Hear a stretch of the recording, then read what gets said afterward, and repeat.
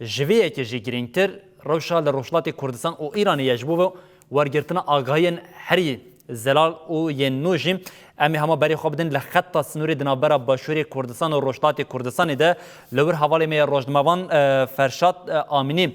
بمرا آمده. فرشاد دمت خوش به؟ دم باش لاورس.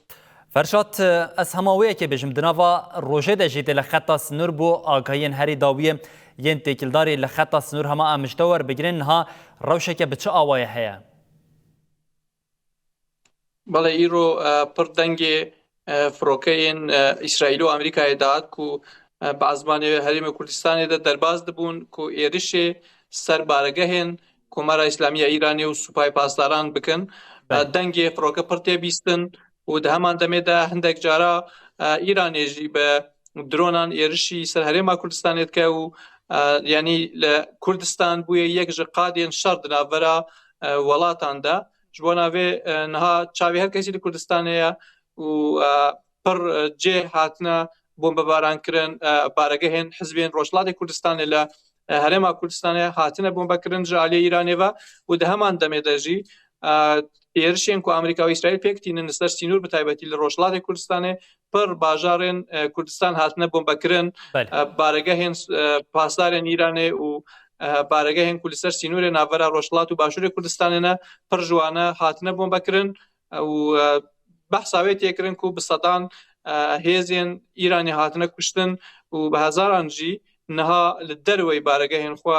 بلاف بونا کو جالی امریکا و اسرائیل نین آمانج گرتن چاوی هر کسی لسر کردستانه دنگ هاتونو چوینا فروکو دنگ تاقیران لکردستان پرزیده و دیمنجی دم بدم بلاف دبن کو ایرشی سر پارێزگەهێن کرماشان ئیلام سنە و ورمی هاتیە کردن. فرشاد ببوور ئەس دەخوازم وەیەکێژی تا پرس بکەم نەها تو دناوا ڕۆژێ دەژێ لەسەر خەتا سنوور بوو ئەنی پێشکەتنین لەوە دەرێ بە نوچەیەکێژی تا بە ڕایگەشتێرە پارڤەکری بوو بە تایبەتی تشتا کو ئەس دخوازم ئەم دەستپێکی ئالیە ڕۆژهەڵات بگیرن و پشترا وەرین دەربازی باشووری کوردستانی ببن لە ئالیە ڕۆژهەڵاتی کوردستانی دووەختێکێک و ئێرشێکە بەvê ئاوای ژالیە ئامریکا و ئیسرائیلê pêk têve îro ji hinek bank derketibûn ku li ser navên kesên nediyar tê xwestin ku xelkê mêyên Rojhilatê Kurdistanê ji malên xwe derbikevin bi taybet de aliyê xelkê mêyên Rojhilatê Kurdistanê de rewşan biçe awayî ye em destpêkê wê iştehîn bibin. Rasta pir nûçe tên ku hêzên Îranê xwestina hindek bajaran vala bikin bi taybetî behsa bajarên ser sînor weke merîwanê tê kirin ku hindêk kes چوونە بتایبەت سوپای پاسداران جلێ کوردی لەبەرخوا کردنە بۆی و کەس وانە ناس نەکە و لە مزگەفتا بانگەوازکردنە گوتنە هەر کەسی پێویستە ji bajaran derkevin dixwazin gelê Kurd ji bajaran derkevin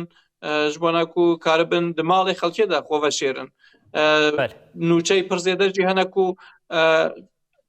hêzên Îranê çûne medreseya çûne nava mizgefta bi taybetî û ji baregehên xwe dema derketina dixwazin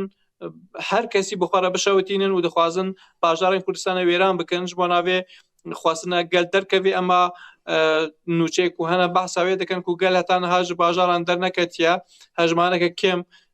belkî naçar bû bin ema zêdeyî xelk li cê xwe ne û moral û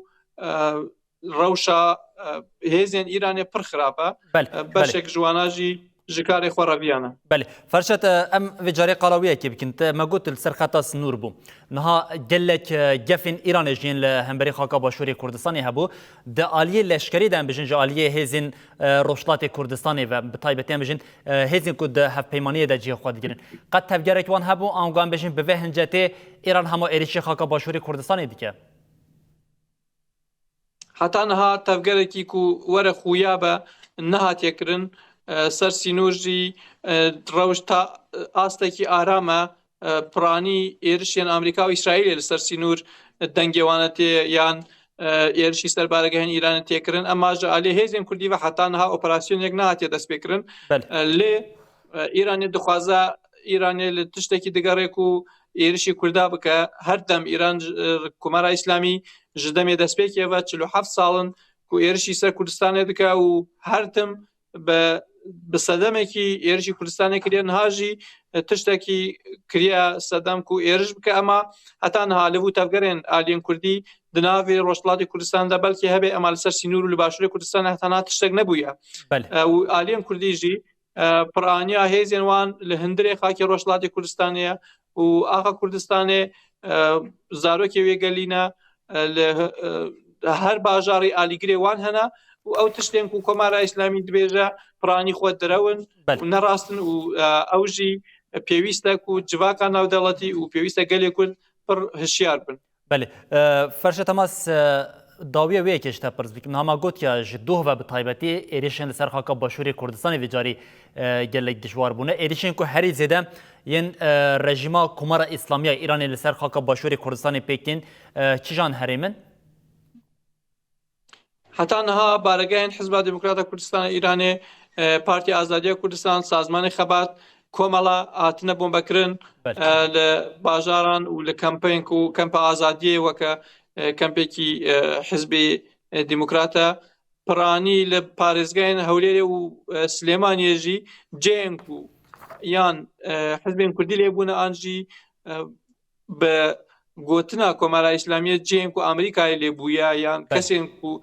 wana bi xwe dijmin dîtine êriş kirine û her derekî yanî neparastin bêjin ev der xelkê medenî lê nîşteciye yan jî bajareke her derekî ku Îran karibe êriş bike êrişê xwe pêk aniye û mixabin hindê kes jî hatine kuştin û pir kes jî birîndar bûne. Belê min got pirsa dawiya lê bibûre sema vê yekê ji te pirs bikim niha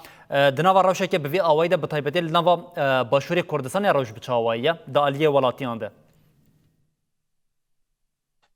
Ew gefên ku Îranî li Herêma Kurdistanê xwariyek bandorekî xwe çêbûye Îranî gotiye eger ku her tiştekî çê bibe li Rojhilatê Kurdistanê ewana başûr bi tewanbar dibînin û êrişî Başûrê Kurdistanê dikin ew jî egereke ku boyê xelk tirsiyan hindekî ji xelkê yanî ku Îranê ji ber ku tu exlaqekî wane nîne exlaqê şer û dibe ku êrişî xelkê sivîl û medenî bike ji bo navê hindekî li wê warê de niha pirsgirêk heye ama bi sedema ku Îran piraniya hêzê xwe ji dest daye û li bordûmanên Amerîka û İsraîlê de piranî hêzên mûşek û dron û firokeyên wan ji nav çûne egerê ku Îran karibe êriş an jî şerekî mezin li ser Kurda bimeşîne ew eger pir bihêz nîne ji ber ku hêza Îranê piranî wî ji nav çûye. Ferşet bi taybet pirsê ku min dixwase ez ji te bikim yên têkildarî rewşê bi vê awayî bûn tiştekê din tu bixwazî zêde bikî heye? Tiştekî cuda nîne eger di demê pêş de guhartin û veguhartinek çê bibe em ê bi her kesî re parve bikin.